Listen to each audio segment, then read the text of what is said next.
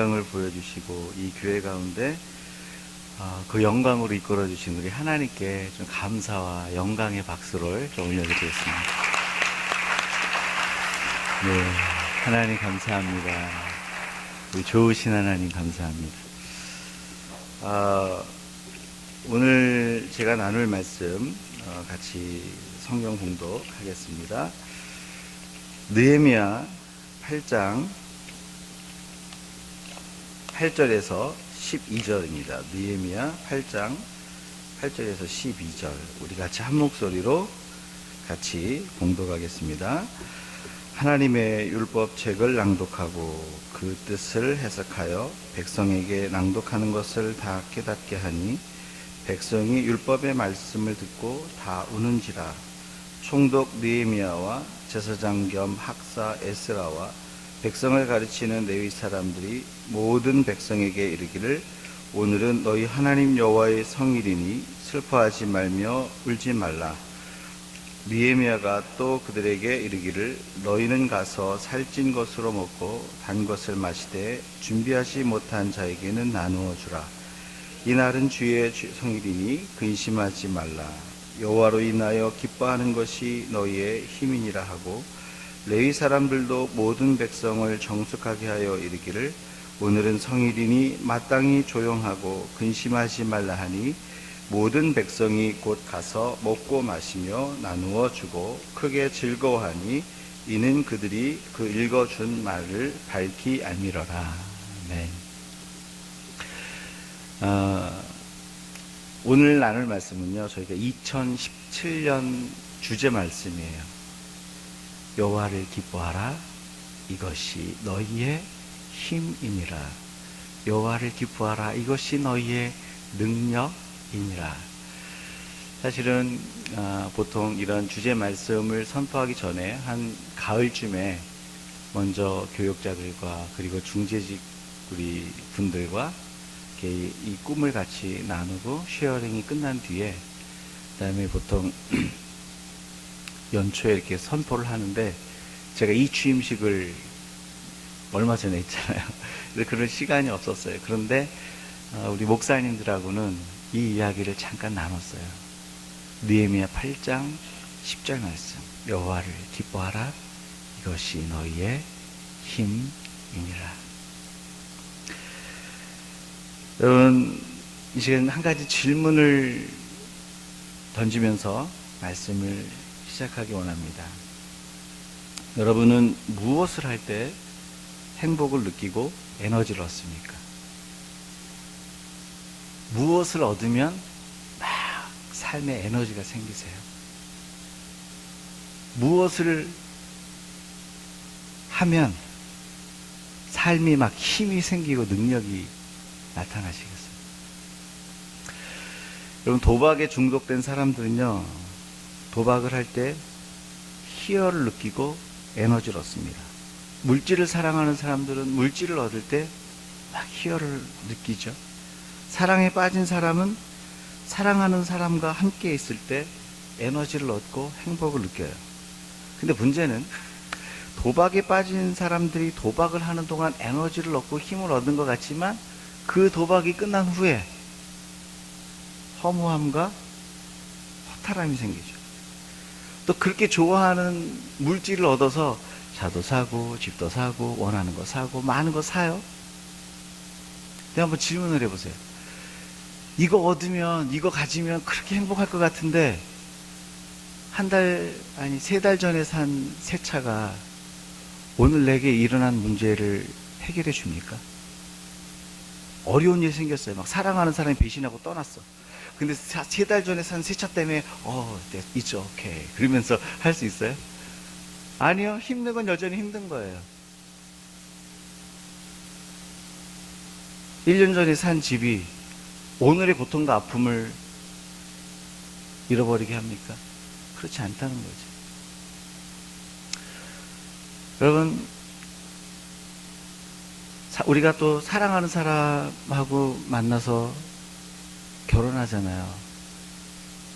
10년이 지나고 20년이 지나면서 우리의 사랑의 한계와 제한이 있기 때문에 그렇게 뜨거운 마음을 가지고 사랑했는데 어느 날 지나고 보니까 소 닭 쳐다보듯이 하는 경우는 없습니까? 여러분, 우리는 이미 이 땅에 어떤 것을 얻고 어떤 것에 빠져도 보고 무엇을 소유해봐도 그것이 내 삶의 힘과 능력이 되지 않는다라는 것을 상식적으로 알아요. 그렇죠? 상식적으로 다 알아요. 그런데 상식적으로 아는데 이 상식이 내 안에서 안 통해요. 이거 얻어도 내가 내 삶이 행복하지 않은 걸 아는데 또 중독에 또 빠져요. 내 삶을 행복을 추구하기 위해서 또 소유에 또 빠져요. 내 인간에 근거한 사랑에 또 빠져요. 그러면 또 좌절합니다.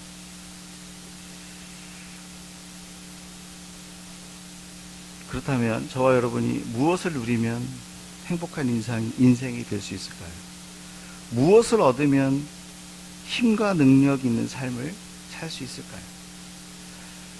우리를 창조하신 하나님께서 오늘 본문 말씀을 통해 우리가 어떻게 행복한 존재가 되는지 말씀하고 계세요. 여러분, 오늘 본문의 배경은 이렇습니다. 이스라엘이 바벨론 포로 생활에서 돌아왔어요. 돌아와서 스룹바벨과 학개와 스가랴 선지자들을 위 백성들을 격려해서 하나님의 성전을 짓습니다. 그리고 하나님의 성전이 지어진 이후에 다시 오늘 본문에 나왔던 이 느헤미야를 중심으로 해서 예루살렘 성전이 져져요. 여러분, 하나님의 성전이 없었던 이 백성들이 하나님의 성전을 짓고 거기서 예배를 드려요. 외부의 침입으로부터 무방비되었던 이 사람들이 성벽을 건설하고 그들의 안전장치가 생겼어요. 하나님을 예배할 수 있는 좋은 환경, 좋은 조건, 외부의 침입으로부터 자신들을 보호할 수 있는 아주 안전한 안전장치 를 갖게 됐습니다. 여러분, 기쁠까요? 슬플까요? 기쁘죠? 이 안전장치가 생기고 내 좋은 환경들이 딱 그 안에 딱 생기고 나니까 이 이스라엘 백성들이 기쁜 거예요. 성벽을 완성하고 난 뒤에 성벽 낙성식을 하면서 하나님의 그 예루살렘에 있는 그 수문 앞에 모여서 하나님의 말씀을 듣기 시작합니다. 너무 기뻤어요. 즐거웠어요. 행복했어요. 그런데 말씀을 듣고 난 시점이 1시간이 지나고 2시간이 지나고 3시간이 지난 이 시간이 지나고 나니까 이 사람들 한 사람 한 사람 울기 시작하는 거예요. 왜 우냐면 지금 이 좋은 조건으로도 내 인생은 충분할 거라고 생각을 했고 내 인생의 미래를 담보해 줄 것 같은 그 안전장치로 내 인생은 행복할 거라고 생각을 했는데 말씀을 듣다 보니까 그게 아니에요. 우리가 왜 유다 백성이 멸망했는지, 왜 바벨론에서 포로 생활을 하게 됐는지, 왜 하나님을 떠나게 됐는지, 그것에 대한 하나님의 음성을 듣고 그것으로 충분하지 않았구나.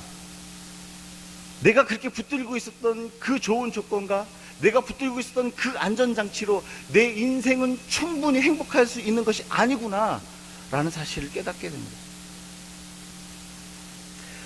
여러분, 말씀을 듣다 보니까 좋은 조건과 안전장치가 인생을 행복하게 하는 것이 아니라 그 인생의 행복과 능력이 하나님 두 손에 달려있다는 사실을 깨닫기 시작하는 거예요. 그리고면서 우는 거예요. 말씀을 들으면서. 사랑하는 여러분, 우리 지구촌 교회가 자유롭게 예배드릴 수 있는 좋은 환경을 가진 예배당이 있으면 행복할까요? 목사님 무슨 말씀을 그렇게 하세요? 우리도 예배당을 가져야 되지 않습니까? 그런 꿈을 꾸는 건 좋은데 정말 우리가 자유롭게 예배드릴 수 있는 예배당이 있으면 우리 교회는 행복하겠냐라는 거예요. 저희 교회도 좋은 예배당이 있길 주님의 이름으로 축복합니다. 그러나 그것으로 충분하지 않아요. 좋은 조건이 마련이 되었다고 저희 인생이 행복합니까? 그렇지 않습니다. 여러분, 저와 여러분의 미래를 담보할 수 있는 그 안전장치, 여러분, 우리 사람마다 이거 있으면 살 것 같은데 라는 안전장치가 다 있어요. 이거 있으면 내가 살 것 같은데, 내 미래가 필 것 같은데, 정말 그거 있으면 우리가 삽니까?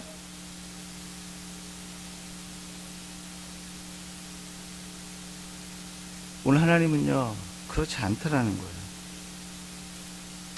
좋은 조건과 안전장치가 인생을 행복하게 만들고 능력 있게 만드는 건 아니라는 거죠. 지금 여러분 좋은 조건과 환경, 안전장치가 필요 없다라고 얘기하는 게 아니에요, 여러분.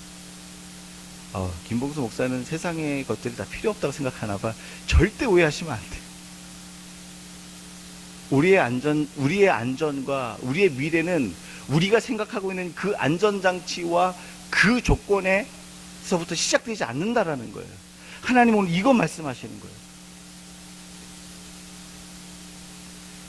여러분, 그렇게 우리가 생각하고 있는 그 안전장치가 우리 가운데 있을지라도요, 우리 인생은 얼마든지 나락으로 떨어질 수 있어요. 그 증거가 가인의 이야기예요. 여러분, 창세기 3장에 보면 가인의 이야기가 나오죠? 그쵸? 그쵸? 네. 가인의 이야기가 나오는데, 가인이 누구를 죽입니까? 동생 아벨을 죽여요.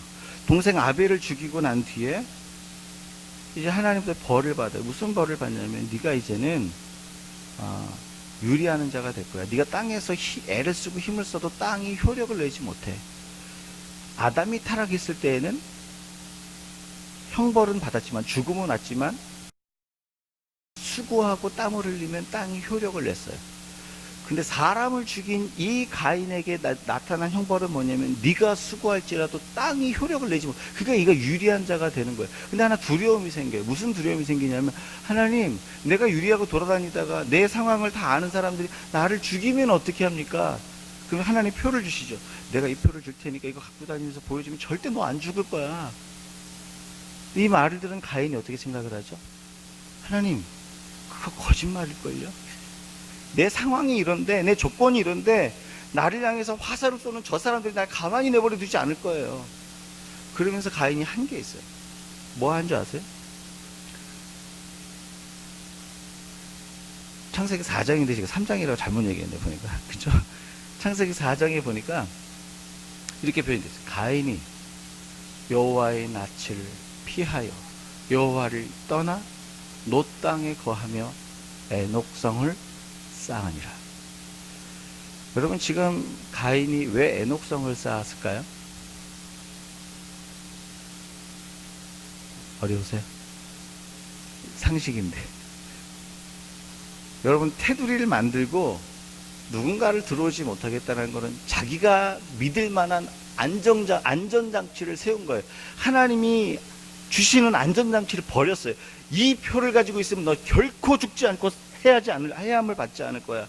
하나님이 표를 줬어요. 그런데 이거 갖고 믿어지지 않는 거예요. 하나님의 약속이 믿어지지 않는 거예요. 아니, 그것으로 충분하지 않을걸요. 내가 생각하는 그런 안전장치여야 돼요 라고 세운 게 에녹성이에요. 가인이 자기가 믿을 만한 안전장치를 세웠고 만들었습니다.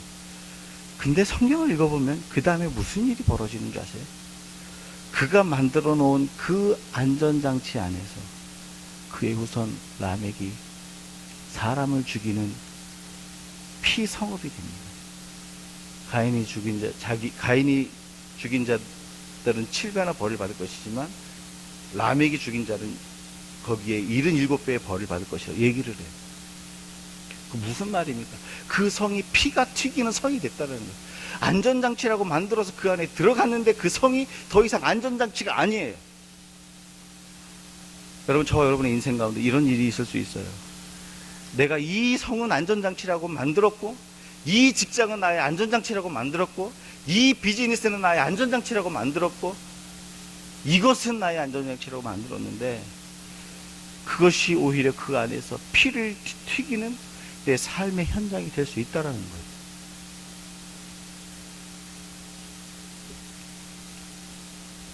사랑하는 여러분, 그렇다면 저와 여러분의 행복과 강건한 삶을 위해서 붙들고 있는 안전장치, 그 조건은 무엇입니까? 하나님께서 오늘 저와 여러분 가운데 질문하고 계세요. 네가 붙들고 있는 안전장치는 뭐냐? 네가 붙들고 있는 안전장치는 뭐냐?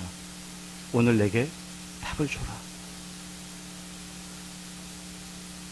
정말 행복하고 능력 있는 삶을 살게 만드는 것이 무엇인지에 대해서 하나님이 오늘 저와 여러분 가운데 질문을 하고 계세요.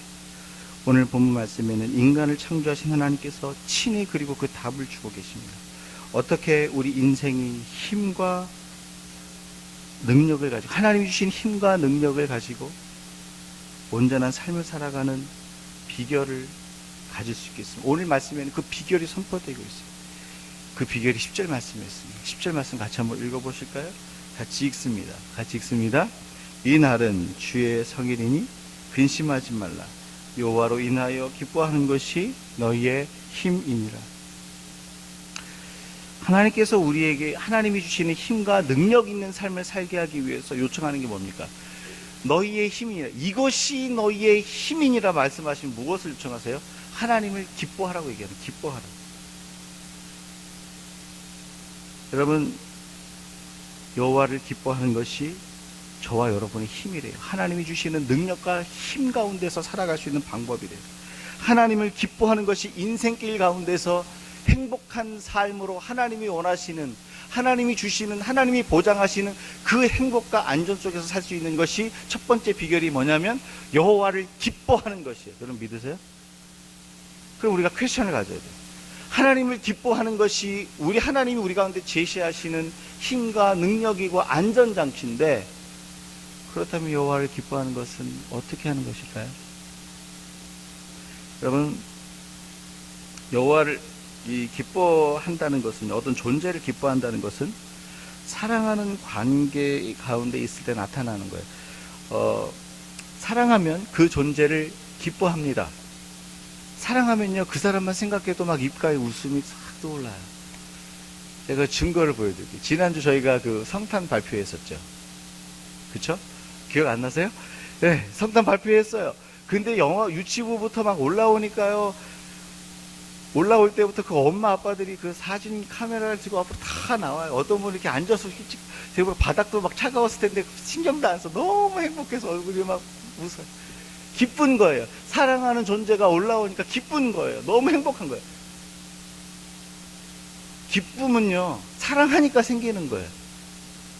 여러분, 제가 오늘 말씀 전하면서 깜짝 놀랐는데, 제가 큰빛교회 섬기면서 우리 사랑하는 제자 두 사람이 저기 앉아있어요, 지금. 저기 앉아있는데, 환영합니다. 예. 저 놀러케 주려고 온다는 말도 안 했나봐요. 왜 이야기하냐면, 제가 우리 큰빛교회에서 청년부 사역할 때, 어떤 모임이나 어떤 회의를 하거나 어떤 그런 걸 하면, 사랑하는 커플들에게 나타나는 특징이 있어요. 뭐냐면, 회의하다가도 어떤 모임을 갔다가도 자기가 좋아하는 사람이 문 딱 열고 딱 나타나잖아요. 그러면 감출 수 없는 그 웃음이 막 위에서 이렇게 올라오는 거예요. 막 펼쳐지는 거예요, 막. 왜요? 왜 기쁠까요? 사랑하는 존재가 나타났기 때문에 그런 거예요. 기뻐한다는 건요, 그래서 사랑한다라는 다른 표현이에요. 사랑하면 기뻐하는 거예요. 마찬가지예요. 우리 하나님을 기뻐하라고 하는 것은 하나님을 사랑하라는 요청이에요. 하나님을 사랑하는 것이 우리의 힘과 능력이에요. 하나님께서 부어주시는 그 안전장치는 하나님을 사랑할 때 주어지는 축복이라는 거예요. 여러분 믿으세요? 그런데 하나님을 사랑할 때 사랑하는 방법이 있어요. 예수님이 가르쳐 주셨어요. 어떻게 되냐? 마가복음 12장 20절에 이렇게 됐어요. 온 마음과 힘과 뜻과 정성을 다해 주 너희 하나님을 사랑하라. You must love God with all your heart, soul, mind, and strength. 그러니까 한마디로 얘기하면 뭔지 아세요? 전심으로 사랑하라는 거예요. 말이 복잡하잖아요. 온 마음과 힘과 뜻과 정성을 다해 하나님을 사랑하라.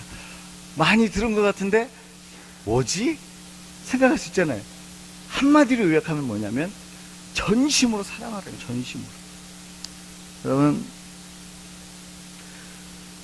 하나님을 사랑할 때는 전심으로 사랑하셔야 돼요. 믿으십니까?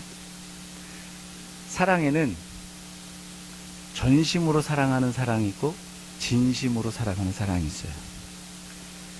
헷갈리시죠? 전심은 뭐고 진심은 뭘까? 제가 얘기를 해드릴게요. 전심의 사랑은 이런 거예요. 남자 청년이 있었어요. 근데 그 남자 청년에게 너무 사랑하는 애인이 있었어요. 두 사람이 너무 좋아하는 거예요. 근데 이 남자 청년이 너무 인기가 좋은 거야. 이 여자도 좋아하고 저 여자도 너무 그 사람, 그 남자 막 선망의 대상이에요. 그러니까 여자들이 이렇게 애인이 있는 걸 알면서 대쉬를 하는 거예요. 쿡쿡 찔러보는 거예요. 야, 좀 만나줘봐. 근데 전심의 사랑은 뭔지 막 찔림을 당하는데 마음이 요동이 없는 거야. 오직 그 사람만 이렇게 보는 거예요. 너가 아무리 찔러도, 네가 아무리 대쉬를 해도 마음이 흔들리지 않는 거예요. 쭉 이 사람만 보는 거예요. 이게 전심으로 사랑하는 거예요. 우리 청년들 가운데 그런 사랑을 하길 주의 이름으로 축원합니다. 근데 진심의 사랑은 달라요. 진심의 사랑은 뭐냐, 이거런 거예요. 시간이 지났어요. 전심으로 사랑했는데 시간이 지나면서 어떤 자매가 나를 줬다고 찔르는 거예요. 그런데 마음이 흔들려. 이 시간이 지나면서 점점 흔들려. 근데 지금 이 애인도 좋고, 나를 좋다고 말하는 이 사람도 좋아. 이게 뭐가 사실인지, 뭐가 진실인지 막 헷갈리기 시작하는 마음속에서. 이 사람도 좋아하는 것 같고, 이 사람도 좋아하는 것 같고, 누굴 골라야 되지? 이것도 사실이고, 저것도 사실이고. 이게 진심의 사랑이에요. 이 사람을 사랑하는 것도 사실이고 저 사람을 좋아하는 것도 사실이에요. 이런 경험 없으세요? 목사님 저는 홀리 해서 그런 경험.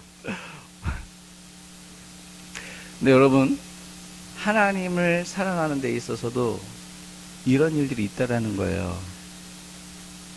하나님을 전심으로 사랑할 때는 하나님만 보여요. 세상이 좋은 것들이 안 보여요. 세상에 좋은 것들이 되게 막 오는데 그것보다 하나님이 더 좋은 거예요. 안 보여요. 근데 어느 날 이런 때가 있잖아요. 하나님을 진심으로 사랑할 때가 있어요. 하나님 사랑하는 거 맞는데 이것도 너무 좋아요.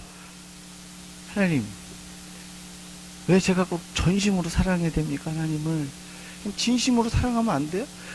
하나님도 좋아하고 이것도 좋아하면 안 될까요? 어떻게 생각하세요, 여러분? 아닌가요? 그럼 이런 질문 한번 해보세요. 하나님이 전심으로 사랑하라고 그랬잖아요. 근데 우리는 때로는 세상에 너무 좋은 게 많아요. 하나님 전심 말고 그냥 진짜 하나님도 사랑하고 이것도 사랑하면 안 될까요? 안 돼요. 왠지 아세요? 이런 질문 해보세요. 혹시 여러분의 혹시 여러분의 와이프가 옆집 아저씨를 사랑한다고 생각해보세요. 제 질문을 던져볼게요. 왜 꼭 아내만 사랑해? 아내도 사랑하고 옆집 아내도 사랑하면 안 돼? 왜 꼭 남편만 사랑해야 돼? 남편도 사랑하고 옆집 남편도 사랑하면 안 돼요? 제가 너무한 거예요? 근데 이게 상식이 아니죠. 아내는 내 남편만 사랑하는 게 정상이에요. 남편은 내 아내만 사랑하는 게 정상이에요. 이게 비정상입니까? 정상입니까? 여러분이 대답해 보세요. 정상이에요. 정상. 근데 우리는 주님의 신부예요. 주님의 신부가 주님한테 그러는 거예요. 주님, 왜 주님만 사랑이 됩니까? 이 사람도 이것도 세상에 이것도 사랑하면 안 됩니까? 여기에도 내 안전장치가 있는 것 같아요. 만약에 아내가 다른 남자를 만나고 다니는데 it's okay. 당신은 얼마나 정말 당신은 정말 대인관계가 너무 풍부한 것 같아. 그리고서 만약에 그걸 용인한다. 분명한 한 가지 사실은 뭐냐면 사랑하지 않는 거예요. 우리 남편은 마음이 넓어. 이거 아니에요. 분명한 한 가지 사실은 안 사랑하는 거예요. 그러니까 내버려 두는 거예요. 하나님 여러분, 하나님이 왜 전심으로 사랑하라 그런지 아세요? 자기 핏값으로 우리를 샀기 때문에 그런 거예요. 그래서 전심으로 사랑하라는 거예요.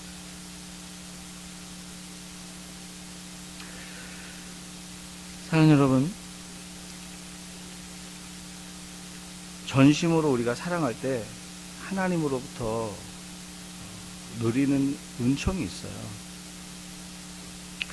하나님을 전심으로 사랑하면 우리가 누리는 은총이 있는데, 그것이 뭐냐면 하나님의 축제가 우리 가운데 시작이 되는 거예요. 여러분, 창세기 22장에 보면 아브라함이 이삭을 바치는 장면이 나옵니다. 여러분 다 아시죠? 이삭을 바칠 때 하나님이 이렇게 얘기를 하잖아요. 내가 지시한 산에 올라가서 그 아이를 번제로 드려라. 아브라함이 이삭을 사랑했을까요? 안 사랑했을까요? 사랑했어요. 아브라함이 하나님을 사랑했을까요? 안 사랑했을까요? 사랑했어요. 그런데 아브라함이 자기 독자 아들 이삭을 말씀대로 드리는 삶을 살기 위해서 그 아들을 데리고 모리아산으로 올라갑니다. 이게 뭔지 아세요? 전심의 사랑이에요. 이삭 사랑했는데 하나님이 하나님께 전심의 사랑을 드리기 위해서 자기의 환경을 제한하는 걸 보게 돼요. 여러분, 만약에 성경에 이런 이야기가 있더라고요. 창세기 22장에 보니까 아브라함이 이삭을 데리고 산에 올라갈 때 이렇게 할 수도 있잖아요. 여보, 내가 어저께 하나님 음성 들었어. 무슨 음성? 하나님이 이삭을 모리아산에 바치래. 만약에 이걸 아브라함이 사라에게 얘기했다. 그럼 사라가 뭐라 그랬을까요? 뭐라 그럴까요? 당신이 드디어 망령이 들었구나. 어디 하나님이 이삭을 바치라 그래. 정신 차려, 이 사람아. 그러면서 아마 아브라함을 꽁꽁 묶어버렸을 거예요. 못 움직이게. 근데 성경에 보면 이렇게 돼 있어요. 아브라함이 아침 일찍, 새벽 일찍 일어나. 이건 뭘 얘기하냐면요. 아브라함이 한숨도 못 잔 거예요. 그 아들 이삭을 바치는데 전심으로 하나님을 사랑하는 게 이제부터 전심으로 하나님 사랑해야지 결심한다고 되는 게 아니에요. 전심으로 사랑하는 그곳에는요, 자기 죽음이 있어요. 죽음. 독자 아들 이삭을 드려야 되는 그 죽음. 근데 밤에 잠이 오겠습니까? 저와 여러분 같으면 밤에 잠 자겠어요? 잠 한숨도 못 자고 아침에 일어난 거예요. 그리고 사라한테 얘기하지 않았어요. 왜요? 자기 묶어버릴까봐, 못 올라가게 할까봐. 말 한마디도 안 하고요, 올라갑니다. 사환들 데리고 올라갑니다. 번제단에 쓸 그 나무를 가지고 올라갑니다. 저 눈앞에 하나님이 지시한 산이 보였어요. 그때 또 사환들을 물리쳐요. 너희들은 여기 머물라고. 왜요? 그 사람들 데리고 올라가서 이삭을 잡으려고 그러면 어떻게 해요?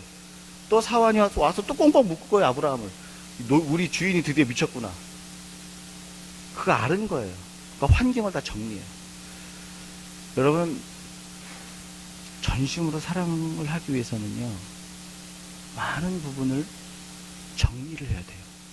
내가 사랑하는 것들을 내려놓고 정리해야 되는 그 과정들이 있어요. 그게 뭐냐면 자기 죽음이에요. 사랑하는 거 내려놓는 게 얼마나 힘듭니까? 전심으로 사랑하는 거는요, 자기 죽음의 과정을 통과하지 않고서는 전심의 사랑을 드릴 수가 없어요.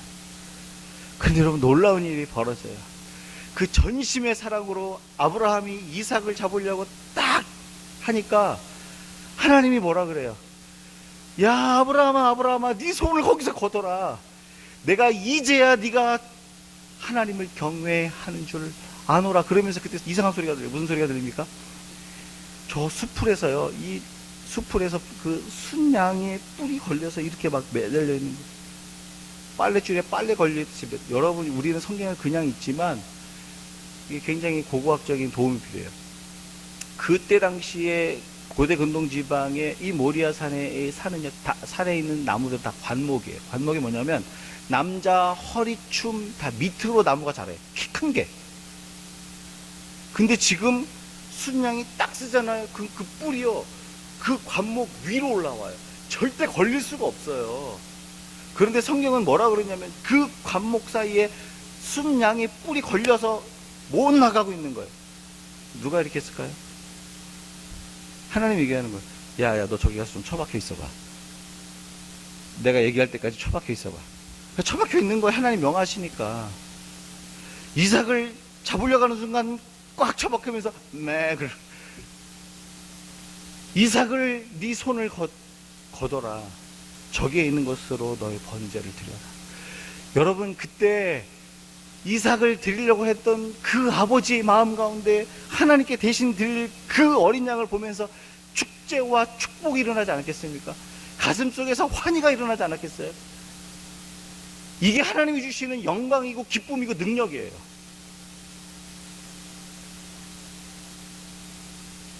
무엇을 얻어서 능력이 아니라 아브라함은 이미 갑부였어요. 성경을 보세요. 그런데 자기를 전심으로 살아가는 그 삶의 현장을 가지니까 하나님이 그 삶의 현장 가운데 나타나셔서 그의 삶을 예비합니다. 그리고서 그 산을 뭐라고 불렀습니까? 여호와의 산에서 준비되리라. 여호와 이래. 여러분, 하나님께 우리가 물론 성실히 살아야 되지만 우리의 인생을, 우리가 사는 이 땅의 인생을 하나님께서 친히 예비하시고 준비하신다면 우리 인생이 기쁨과 감격이 있겠습니까? 없겠습니까? 하나님께서 무엇이라고 선포하셨냐면 내가 너 여호와의 산에서 너희의 삶을 준비하고 예비하리라. 이렇게 선언하시는 거예요. 그 인생이 복된 인생이다. 사랑하는 여러분, 저와 여러분이 붙들고 있는 그 안전장치, 그것은 무엇입니까? 어떻게 하면 우리 인생이 힘과 능력 있게 행복한 삶을 살 수 있을까요? 내가 원하는 안전장치를 얻으면 정말 우리는 행복합니까? 우리 인생이 하나님 주신 능력 가운데 살아갈 수 있습니까? 여러분, 아니라고 분명히 주님 말씀하셨어요. 하나님이 주시는 안전장치는요, 하나님을 전심으로 사랑하는 삶의 현장을 가질 때 하나님이 친히 채워주시는, 준비해주시는 삶의 열매이고 결과예요. 이런 은혜가 저와 여러분 가운데 있을 수 있기를 주 예수님의 이름으로 축원하고 축복합니다. 마지막으로 한 가지 더 나누기 원하는데요. 그러면 누가 하나님을 전심으로 사랑하는 삶의 현장을 가게 될까요? 누가 하나님을 전심으로 사랑하는지 8절과 12절에 하나님께서 답을 주고, 그래서 먼저 8절에 보니까 같이 읽어보실까요? 같이 읽습니다. 하나님의 율법책을 낭독하고 그 뜻을 해석하여 그 낭독하는 것을 다 깨닫게 하니 모든 백성이 곧 가서 먹고 마시며 나누어 주고 크게 즐거워하니 이는 그들이 그 읽어 들려준 말을 밝히 압니다. 여러분, 오늘 그 12절의 말씀에 보니까 이스라엘 백성들이 하나님이 주시는 그 기쁨과 즐거움, 먹고 마시는 힘과 능력이 그들 가운데 나타났어요. 그렇죠? 하나님이 주시는 은혜, 능력의 삶이 나타났어요. 근데 그 이유를 설명해 줘요. 그 이유가 뭐냐면 성경을 읽을 때 그 이유는 항상 이렇게 표현해요. 이는 그 이유가 나타나요. 이는 그게 뭐냐면 그들이 느헤미야 그리고 에스라 그 레위인들을 얘기를 합니다. 그들이 읽어 들려준 말을 선포한 말씀을 다 해석해 줘요. 그러니까 그들이 이 말씀을 듣고 밝히 어떻게 됐다고 그랬어요? 알았다라고 했어요. 여러분, 밝히 안다라는 것은요, 하나님과 교제가 풍성하게 일어나기 시작한 거예요.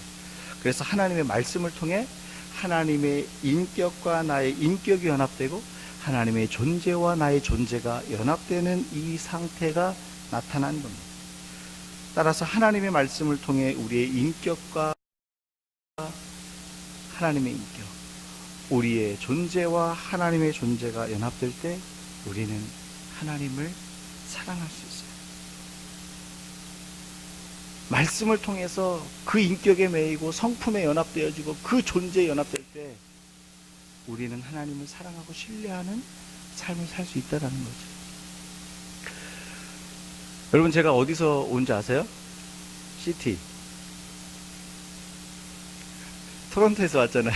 아, 서울에서 왔다 그래야 되나? 토론토에서 왔다 그래야 되나? 토론토에서 왔잖아요. 이 토론토 근처에 제일 유명한 관광지가 어디입니까? 나야가라 펄이잖아요. 그거밖에 없어요.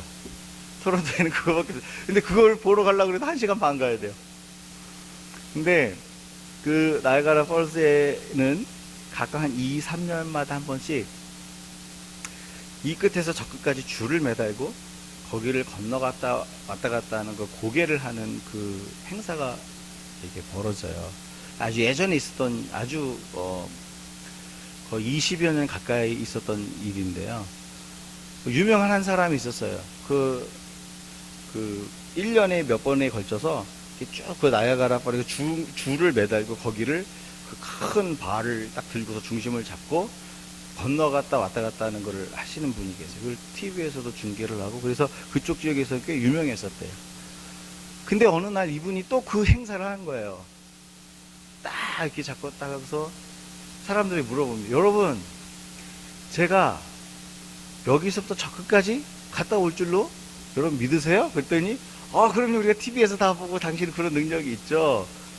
딱 그래서 그 사람이 딱 갔다가 왔어요.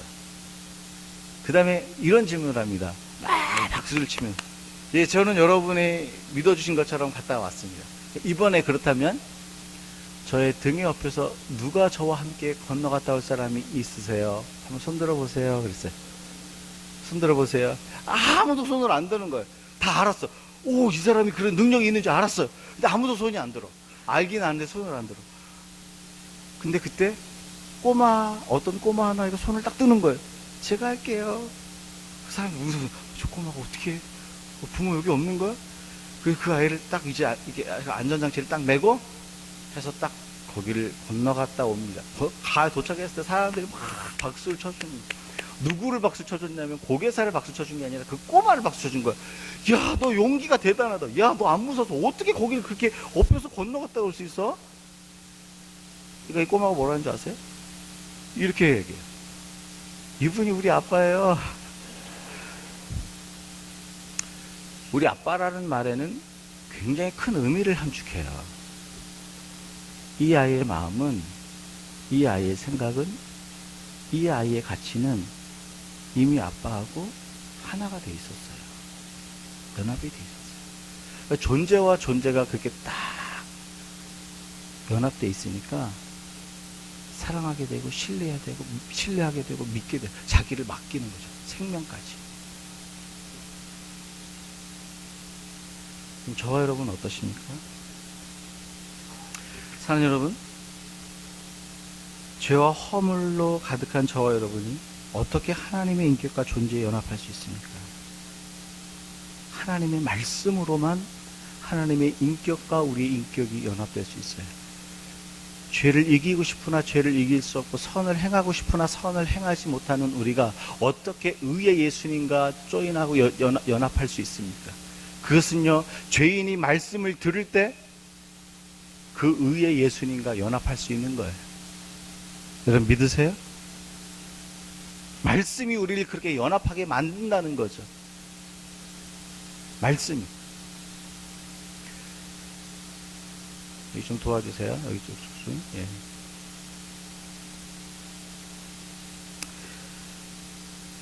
제가 초등학교 때 축복합니다. 한글을 못 알아들으시겠지만 예. 간증을 좀 한 가지 하고 제가 마치도록 하겠습니다. 제가 초등학교 2학년 때 저희 아버지가 가정을 버리고 도망가셨어요. 도박하고 여자를 많이 좋아하셨어요. 그래갖고 저희 어머니 참 고생을 많이 하셨는데, 근데 도망가시고 난 뒤에 제가 새벽에 어느 날 이렇게 일어나서 보니까 제가 초등학교 2학년 때가 그랬어요. 새벽 시계는 2시인데 어머니가 눈물을 흘리면서 계속 우시는 거예요. 계속 우시는 거예요. 근데 그때는 몰랐죠. 근데 아버지 문제로 인해서 계속 어머니가 괴로워서 기도하는데 나중에 저희 어머니가 간증을 해주시더라고요. 너무 괴로워서 기도하고 있었는데 3일째 되던 새벽에 하나님께서 정말로 이사야 41장 10절 말씀으로 찾아와서 귀에 쟁쟁하게 들려주시더라는 거예요. 여러분 이사야 41장 10절 말씀 아시죠? 두려워하지 말라, 놀라지 말라, 내가 너와 함께함이라. 나는 네 하나님이 됨이라. 내가 너를 굳세게 하리라. 참으로 너를 도와주리라. 참으로 나의 의로운 오른손으로 너를 붙들리라. 이 음성을 듣고요,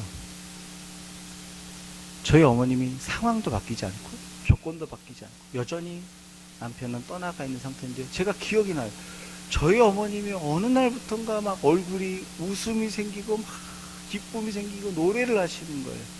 그때 저희 어머니 간증이 뭐였냐면, 그 하나님의 말씀이 내 심령 가운데 확 바뀌고 그 하나님의 말씀이 딱 사로잡히니까 하나님의 사랑이 실제가 되어서 그 상황은 어려운데 기쁨이 넘치더라는 거예요.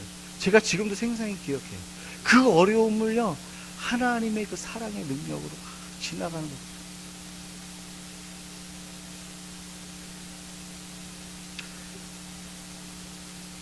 무엇을 말씀하고 계십니까? 하나님께서 하나님의 말씀을 통해 하나님의 인격과 존재가 연합이 되면 하나님을 신뢰하고 사랑하고 그 하나님과 함께하고자 하는 삶이 그 삶의 현장 가운데 있다라는 거예요. 사랑하는 여러분, 하나님을 전심으로 사랑하는 것은 단순히 결단으로 되지 않습니다. 결심으로 되지 않습니다. 단순히 예배에 참석했다고 되지 않습니다. 하나님의 말씀이 살아서 운동력 있는 그 말씀이 내 영혼 가운데 박혀야 돼요. 해석된 말씀으로 오늘 내 삶을 해석해준, 내 존재를 해석해준, 내 생각을 해석해준, 내 관계를 해석해주는 해석된 말씀으로 내 마음 가운데 박혀야 돼요. 그때 우리는 하나님을 전심으로 사랑할 수 있습니다. 말씀을 정리합니다. 하나님께서 오늘 우리 가운데 두 가지를 선포하셨습니다.